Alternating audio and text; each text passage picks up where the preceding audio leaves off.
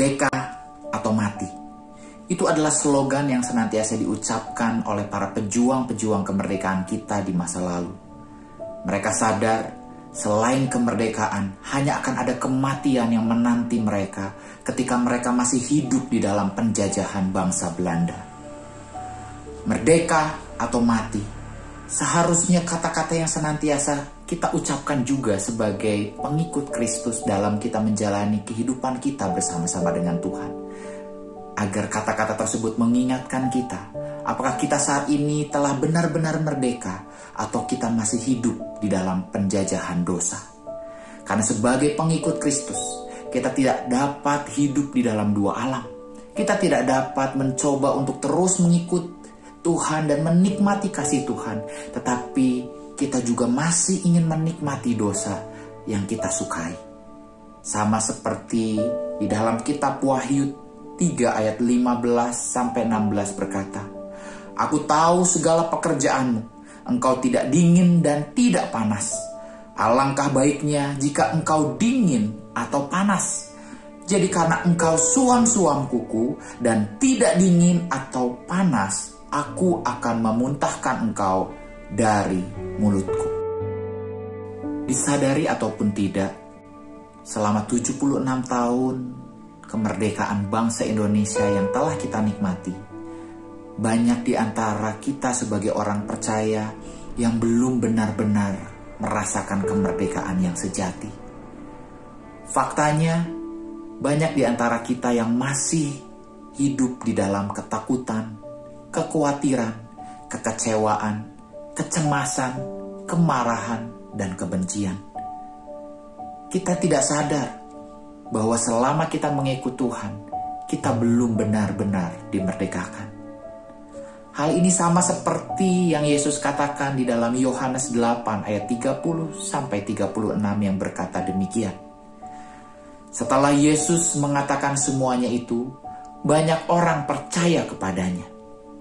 Maka katanya kepada orang-orang Yahudi yang percaya kepadanya, "Jikalau kamu tetap dalam firman-Ku, kamu benar-benar adalah murid-Ku, dan kamu akan mengetahui kebenaran, dan kebenaran itu akan memerdekakan kamu." Jawab mereka, "Kami adalah keturunan Abraham dan tidak pernah menjadi hamba siapapun. Bagaimana engkau dapat berkata kamu akan merdeka?" Kata Yesus kepada mereka, "Aku berkata kepadamu, sesungguhnya setiap orang yang berbuat dosa adalah hamba dosa. Dan hamba tidak tetap tinggal di dalam rumah, tetapi anak tetap tinggal di dalam rumah. Jadi apabila anak itu memerdekakan kamu, kamu pun benar-benar merdeka." Pertanyaannya, apakah sebagai orang yang telah mempercayai Yesus saat ini kita telah benar-benar merasakan kemerdekaan yang sejati? Jawabannya dapat kita lihat melalui setiap respon kita dalam kita menghadapi setiap fakta kehidupan yang Tuhan izinkan terjadi akhir-akhir ini. Orang yang telah merasakan kemerdekaan yang sejati tidak akan membiarkan hidupnya dikuasai oleh ketakutan, kecemasan, maupun kekhawatiran. Karena dia yakin Tuhan Yesus telah menjamin kemerdekaan hidupnya. Tidak hanya menjamin kemerdekaan di kekinian, Tuhan Yesus pun telah menjamin kemerdekaan kita di kekekalan. Kalau Tuhan Yesus sanggup menjamin kehidupan kita di kekekalan, apa yang membuat kita masih saja tidak mempercayai bahwa Tuhan Yesus sanggup menjamin kehidupan kita di kekinian? Ingatlah senantiasa bahwa Tuhan Yesus telah mengorbankan dirinya di atas kayu salib guna memerdekakan kehidupan kita dari penjajahan dosa. Mari klaim kemerdekaan yang Tuhan telah berikan kepada kita dengan kita senantiasa tinggal di dalam hadirat Tuhan dan kebenaran firman-Nya.